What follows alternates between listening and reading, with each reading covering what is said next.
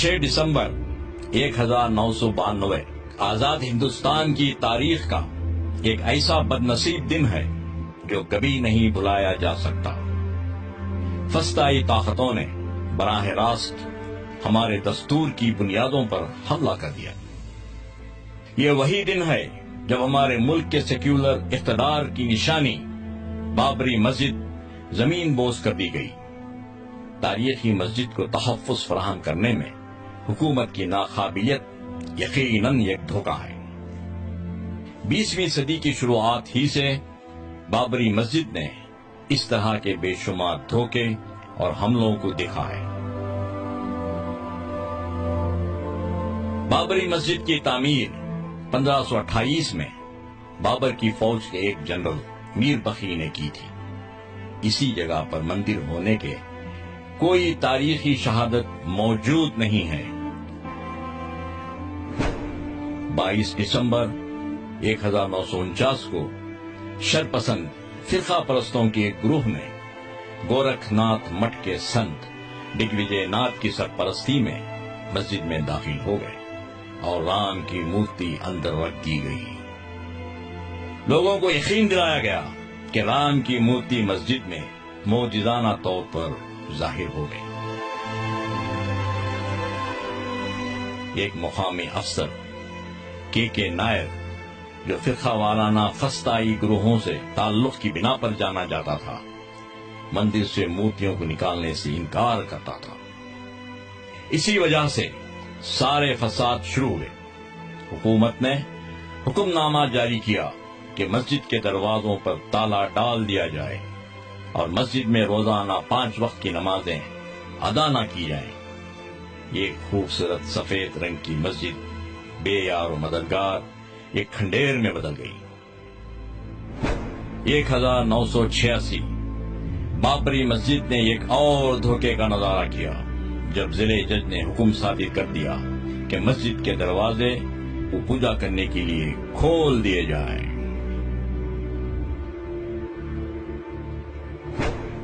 1986 کے بعد RSS اور اس کی ذیلی تنظیموں نے ایک فرقہ وارانہ منافرت کو شے دینے کے لیے رام جنم بھومی ابھیان کے نام سے ایک مہم چلا رکھی تھی تاکہ ملک کو فرقہ وارانہ بنیادوں پر تقسیم کر دیا جائے اور سیاسی ماحول تیار کرتے ہوئے بی جے پی کو اقتدار تک پہنچایا جائے۔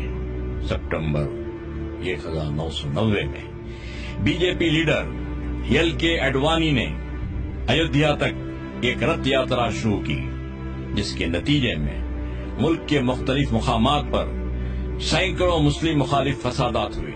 بالآخر RSS کے اپنے منصوبے میں اس وقت کامیابی ملی جب 1991 کے دوران بی جے پی اتر پردیش میں کامیاب ہوئی۔ 6 دسمبر 1992 کو VHP، بی جے پی اور RSS کی دیگر ذیلی تنظیموں نے مل کر ایک ریلی نکالی جس میں VHP اور بی جے پی کے کار سیوکوں سمیت لاکھوں کی تعداد میں مسجد کی جگہ پر جنونی طور پر جمع ہو گئے۔ اڈوانی، مرلی منوہر جوشی اور اما بھارتی جیسے بی جے پی لیڈرز اشتعال انگیز تقریر کرتے ہوئے کار سیوکوں کو مسجد منہدم کرنے کے لیے ابھار رہے تھے۔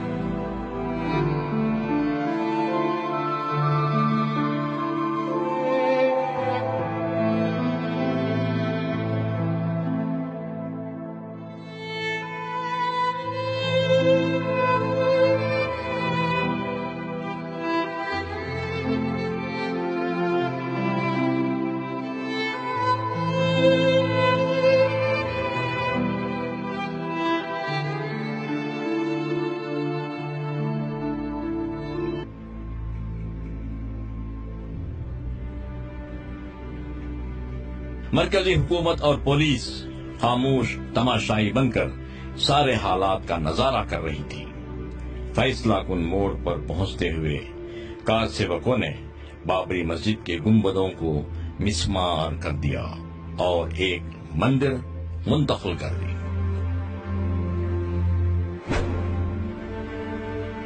بابری مسجد انہدامی معاملے سے جڑی سازش کی مکمل تحقیق کے لیے مقرر کردہ کمیشن نے اپنی رپورٹ کو 17 سال کے طویل عرصے بعد دیا، مگر کانگریس کی قیادت والی یو پی اے حکومت نے مسجد انہدامی کے مجرموں اور قصورواروں کو سزا دینے میں ٹھیک اسی پست ہمتی اور بزدلی کا مظاہرہ کیا جو 1992 میں کیا تھا۔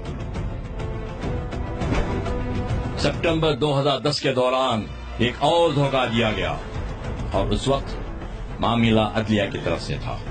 الہ آباد ہائی کورٹ نے حکم جاری کرتے ہوئے کہا کہ زمین کے 1/3 حصے پر مسلمانوں کا، دیگر 1/3 حصے پر ہندوؤں کا قبضہ رہے گا اور بقیہ زمین نرموہی اکھاڑے کی ملکیت میں رہے گی۔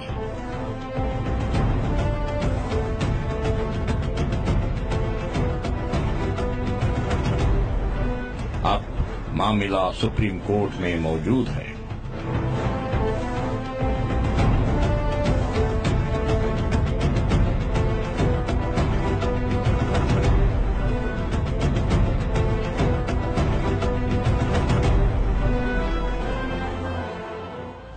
بابری مسجد صرف مسلمانوں کا معاملہ نہیں ہے، بلکہ یہ اس کا تعلق براہ راست ملک سے ہے۔